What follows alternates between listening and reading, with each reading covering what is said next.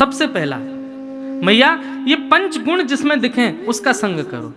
सबसे पहला गुण कौन सा है? सहनशीलता, जो आज की डेट में आप किसी में नहीं दिखेगी। आपको व्यक्ति सहनशील बिल्कुल भी नहीं है। और सहनशीलता पहचान, हाँ, 5 लक्षण। सबसे पहला लक्षण क्या होना चाहिए जिसका हम संग करें? तितिक्षव, सहनशीलता, तितिक्षव। दूसरा लक्षण कारुणिका, कारुणिका का मतलब दया। लिखते जाइएगा, सहनशीलता, दया। श्रुहृदः सर्वदेहिनाम, श्रुहृदः सर्वदेहिनाम का अर्थ है सबका भला चाहने वाला। केवल मैं और मेरे प्रसन्न रहे ऐसी भावना नहीं, सबका मंगल हो। सहनशीलता, दया और सबका हित चाहने वाला, ये 3 लक्षण हो गए। चौथा अजात शत्रवः, यानी कि उसका कोई शत्रु नहीं हो, उससे कोई शत्रुता रखे ये बात एक है, पर वो किसी को अपना शत्रु ना माने। अरे कहां तक कहीं ये तक विचार कर ले कि मेरे शत्रु का पूरे भूमंडल पर जन्म हुआ ही नहीं है, मेरा कोई शत्रु ही नहीं है, सब मेरे मित्र हैं। ये चौथा लक्षण। और 5वां लक्षण शांता, कम बोलता हो। ये 5 लक्षण जिसमें हो मां उसका संग करो, उसी से ही संबंध बनाओ। और ये 5 में से एक लक्षण भी किसी के अंदर हो तो उसका संग करना प्रारंभ कर दो। इन 5 में से एक भी नहीं है जिसके अंदर, वो कितना भी अपना हो उसका त्याग करो, नहीं तो उसके संग से दूषितता आपके भीतर भी आएगी। अच्छा, एक चीज हमने इस पर एक गौर किया कि ये 5 लक्षण आपको किसी में दिखे आज तक? सहनशीलता, दया, सबका भला चाहना, अजात शत्रु और शांता, किसी में ये 5 लक्षण नहीं दिखेंगे। क्यों? क्योंकि हम में भी तो नहीं है, हमारे अंदर भी तो नहीं है, हमारे अंदर भी 5 में से एक भी लक्षण नहीं है। तो फिर किसी और से हम एक्सपेक्ट क्यों कर रहे हैं कि उसमें हो? इसलिए कपिल भगवान के इस निर्देशन को समझो कि भाई ये 5 लक्षण दूसरे में देखने से बढ़िया पहले खुद में लाओ। और इसमें भी एक तरीका और है, आप पहले सहनशील बनना चाहोगे, उसके बाद दयावंत बनना चाहो, सबका भला चाहो, अजात शत्रु बनो, शांता बनो, नहीं, उल्टा करो, पहले शांत बनो, पहले शांता। बहुजल्पिक, बहुत बोलने की जो हमारी स्थिति है ये कम हो, शांत रहना प्रारंभ करो। जब कभी लगे कि भगवत चर्चा है, यहां मैं बोलूं वहीं बोलो, बाकी सांसारिक चर्चाओं में जितना हो सके मौन रहो, शांत रहना प्रारंभ करो। जैसे ही आप शांत रहना प्रारंभ करोगे, आप हमारी इस बात को बिल्कुल मान लीजिएगा, बाकी के 4 लक्षण अपने आप आ जाएंगे आपके पास। कम बोलोगे तो निश्चित है कि आपकी किसी शत्रुता होगी नहीं। शत्रुता होती उन्हीं लोगों की जो बहुत बोलते हैं, बात बात पे वाद विवाद कलेश करते हैं, लेकिन कम बोलने वाले के कभी शत्रु होंगे ही नहीं, बोलेगा ही नहीं तो शत्रु कौन होगा? तो बहुजल्पिक, सबसे पहले मौन रहना प्रारंभ करो, शत्रु अपने आप कम हो जाएंगे, सबका भला अपने आप चाहने लग जाओगे, दया अपने आप जीवन में आ जाएगी और अपने आप सहनशील बन जाओगे। 5 लक्षण कपिल देवभूति संवाद बंधुओं, ये क्या है? एक प्रकार से हम आप सब लोगों का एक श्रृंगार है। ठाकुर जी श्रृंगार करते हैं कपिल देवभूति संवाद में। मानव एक अलग ही फॉर्मेट में क्रिएट होकर के आएगा अगर पूरे कपिल देवभूति संवाद को भाव से श्रवण कर ले तो कपिल भगवान ने इस प्रकार वर्णन किया। अब देवभूति माता ने और भी कई सारे प्रश्न किए हैं, सबको हम प्रणाम मात्र करते हैं। ठाकुर जी के दर्शन की विधा कैसी होनी चाहिए, भगवान के कितने प्रकार के भक्त होते हैं और ठाकुर जी को कौन से प्रिय होते हैं, ये सारे प्रश्न यहाँ पर भगवान कपिल से देवभूति माता ने किए, सबको हम प्रणाम करते हैं।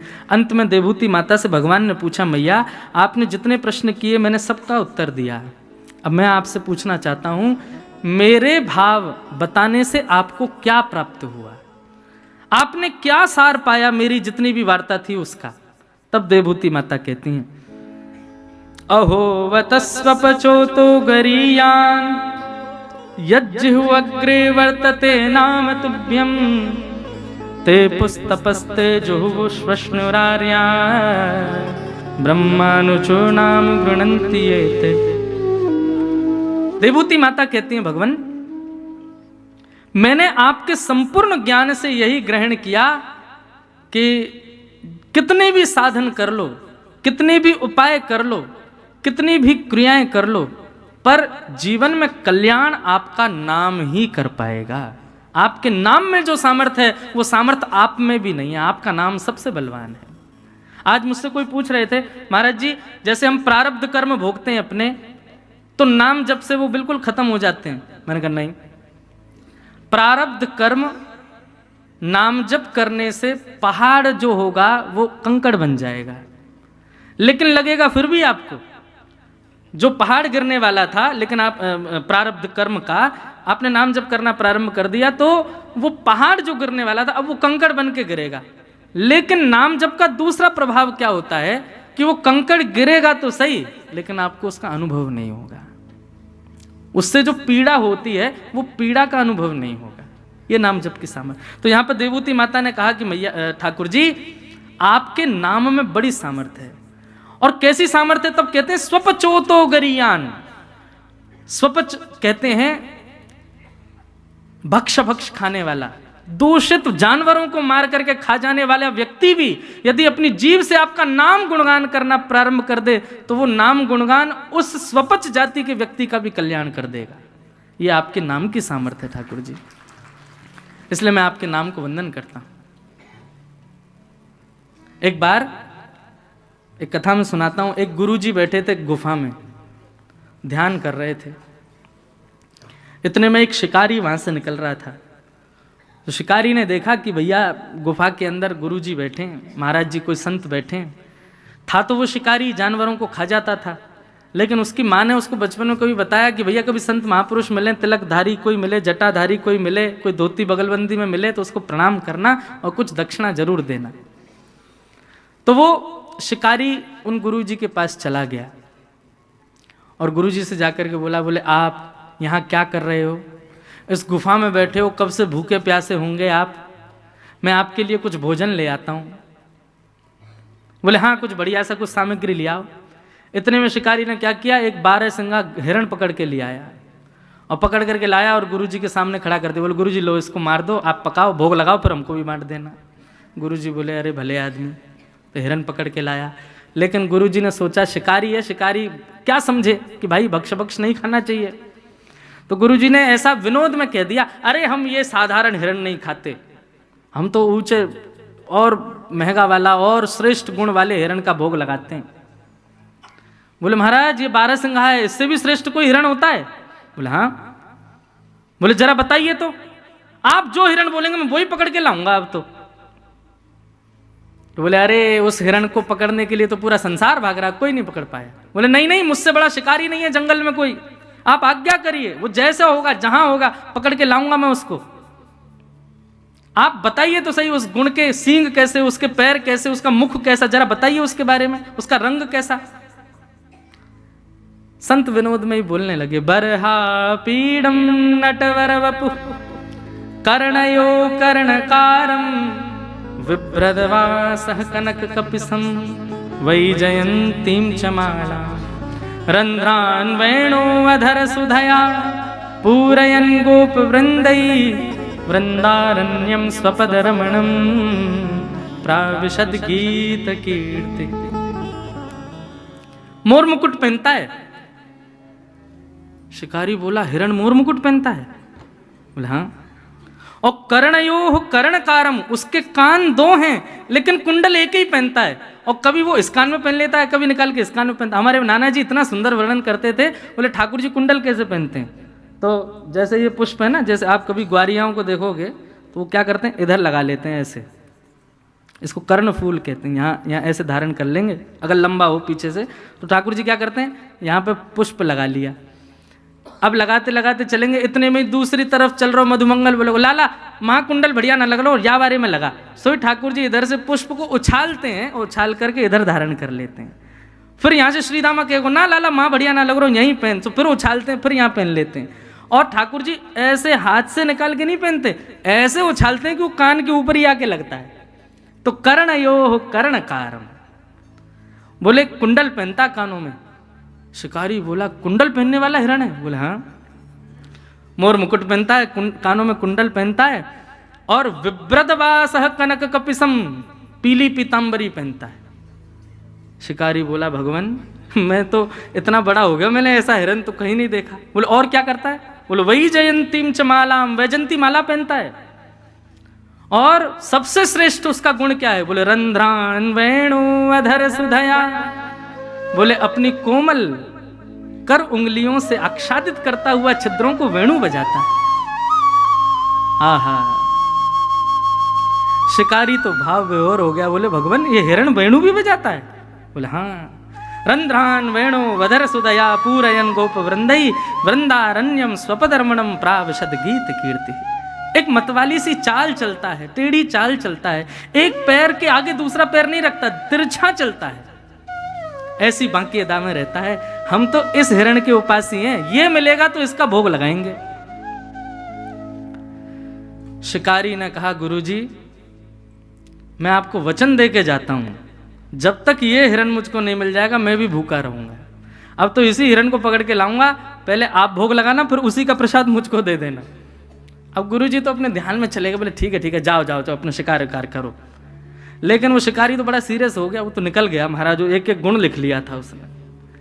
अब वो ढूंढ रहा है। अब देखो गुरु की आज्ञा मान करके और वो सब गुण दे करके शिकारी भले ही शिकार की भावना से जा रहा है, लेकिन चिंतन तो ठाकुर जी का कर रहा है ना।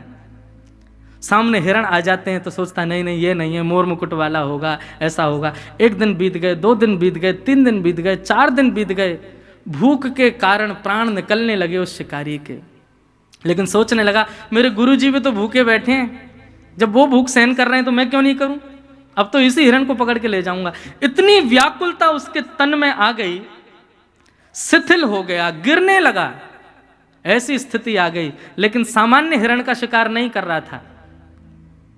ठाकुर जी को उसका ये भाव प्रिय लग गया और इतने में ही सघन कुंज में से पीतांबरी पहने, बांकी अदा से मोर मुकुट धारण किए, एक कुंडल गले में वैजंती माला, पीतांबरी आच्छादित है, सुंदर अधर पर वेणु धारण करके बांकी अदा से चलते हुए श्याम सुंदर जैसे सन्मुख आए उस शिकारी के। ठाकुर जी के रूप माधुरी को देख करके एक एक अंग को जब उसने देखा तो उसको याद आया गुरुजी ने जो बताया था, ये तो बिल्कुल वैसा ही है। मोर मुकुट पहने, गले में वैजंती माला है, वेणु बजा रहा है, तिरछी चाल चल रहा है, पीतांबरी पहनी है, गले कान में एक कुंडल है। तुरंत अपना जाला उठाया जिससे हिरण को पकड़ता था। ठाकुर जी आगे आगे चल रहे, वो पीछे पीछे चल रहा है। और जैसे ही मौका पाया महाराज जाला फेंक करके ठाकुर जी को उसमें बंदी बनाया और बांध करके जाला कंधे पर टांगा, ले गया गुरु जी के पास। गुरु जी जल्दी बाहर आओ, आपका बताया हुआ हिरण पकड़ के लाया हूं मैं। महाराज जी बोले ये और पता नहीं, अब पता नहीं कहां से कौन सा हिरण ले आया है। जैसे ही निकल करके गुफा से बाहर आए तो क्या देखा, शिकारी के कंधे के ऊपर बंसी बजा रहे ठाकुर जी बैठे हुए हैं।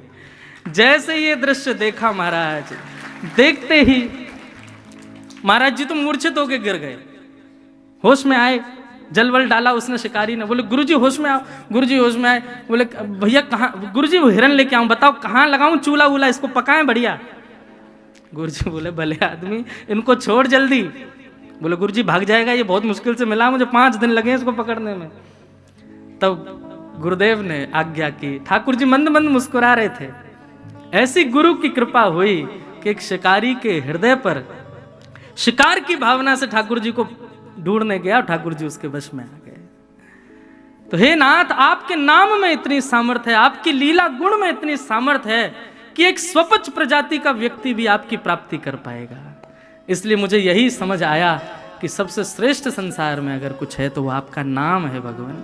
उस नाम के आश्रय में, कथा के आश्रय में कोई भी आ जाए उसको आप मिल ही जाते हो, उसको आपकी प्राप्ति हो ही जाती है। ऐसे नाम को हम बारंबार प्रणाम करते हैं। इसलिए हम कथाओं में गाया करते हैं,